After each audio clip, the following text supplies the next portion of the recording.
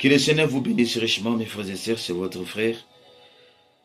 Je suis là, partager avec vous. Nous allons lire la Bible.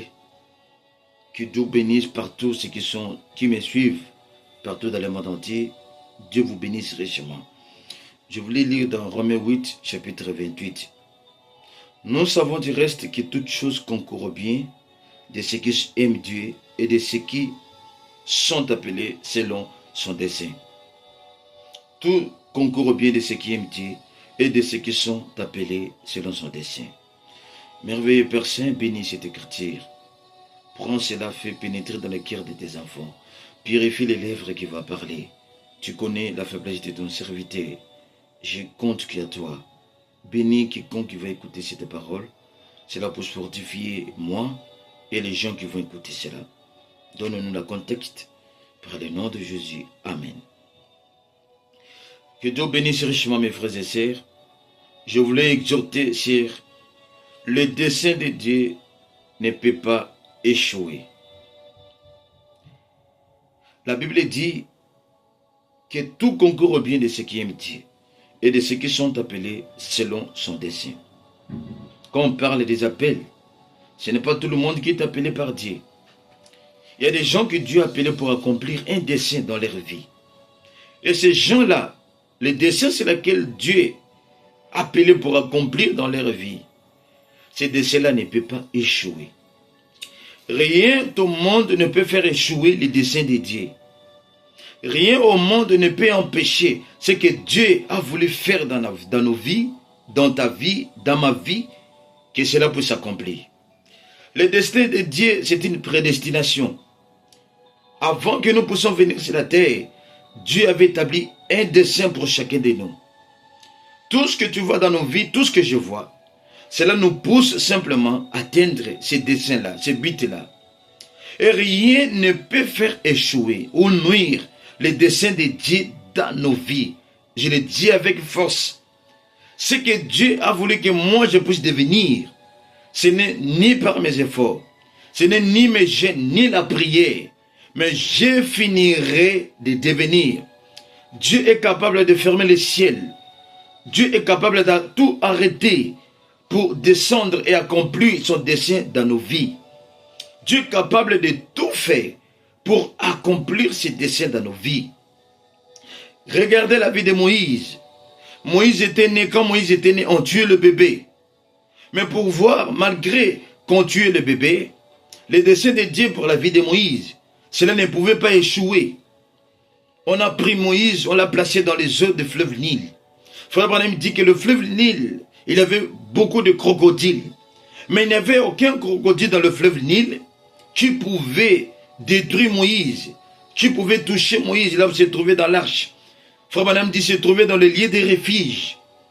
Regardez, qu'est-ce qui avait fait que Moïse puisse arriver jusque là où se trouvait la fille de Pharaon? Qui avait conduit le bébé jusque là où se trouve la fille de Pharaon? C'était la main de Dieu qui conduisait Moïse pour arriver jusqu'au but.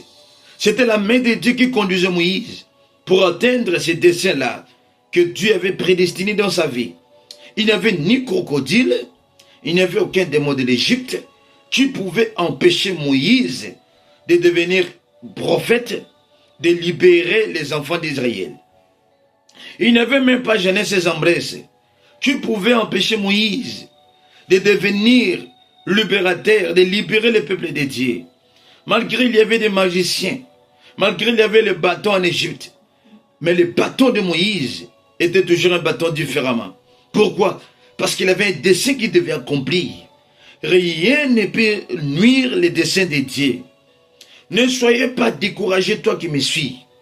Tu vois, tu touches ici, ça ne marche pas. Tu dis, mais pourquoi les autres avancent, mais ma vie n'avance pas? Laissez-moi te dire, mon frère, il n'y a pas un sorcier dans votre famille qui peut empêcher les desseins de Dieu de s'accomplir dans ta vie. Il n'y a pas un lien familial qui peut empêcher les desseins de Dieu de s'accomplir dans ta vie.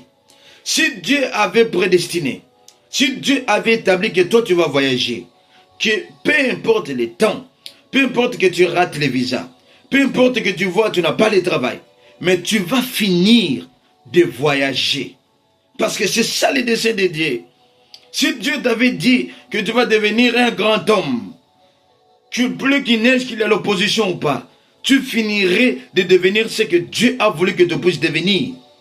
Si Dieu m'a vu avec une grande église dans cette ville, peu importe les faibles commencements, je finirai d'avoir une grande église. C'est ce que Dieu a vu. Si Dieu t'a vu devenir un grand homme d'affaires, peu importe l'opposition, peu importe ce que le diable peut faire, cela ne peut pas faire échouer les desseins de Dieu. Les desseins de Dieu ne peuvent pas échouer. Écoutez ce que dit le prophète. Frère Branham dit dans la prédication, je sais que mon Rédempteur est vivant. Paragraphe 35. Il parle de Moïse. Moïse, lorsqu'il a eu 40 ans, il parle de Moïse. Non, je lis dans 34 ou 33. Moïse, lorsqu'il a eu 40 ans, il est révélé un homme âge moyen. Il avait été formé à l'école. Mais parfois, Dieu a une façon vraiment camouflée d'amener ces choses pour s'accomplir selon sa promesse.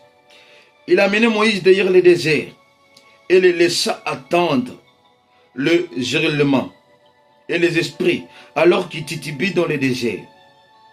Et alors qu'il a été là, seul dans le désert. Et quand le vent hurlait, et les scorpions et les cobres, il était seul dans le désert. Jusqu'à ce qu'il périsse, presque. Rien ne peut faire échouer les desseins de Dieu. Écoutez le prophète, rien ne peut faire échouer les desseins de Dieu. Dieu avait suscité Moïse. Moïse devait faire ce que Dieu lui disait de faire. En effet, on ne peut faire échouer les desseins de Dieu. Personne ne peut faire échouer les desseins de Dieu. Ce que Dieu m'a vu, ce que Dieu t'a vu, c'est ce que tu fais.